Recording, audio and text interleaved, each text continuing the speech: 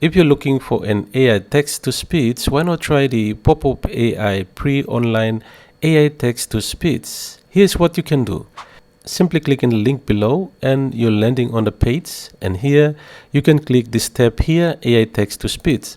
Once you click that, it comes onto this other page here, pre-AI text-to-speech online voice generator, and from here you can simply type in your text in here or the script that you want to generate, and then you can choose the voice. There are different voices here. Now if you look down here, there are different languages that is available: English UK, English USA, Australia, Canada, and there are other languages like German, Hindi, French, Chinese simplified.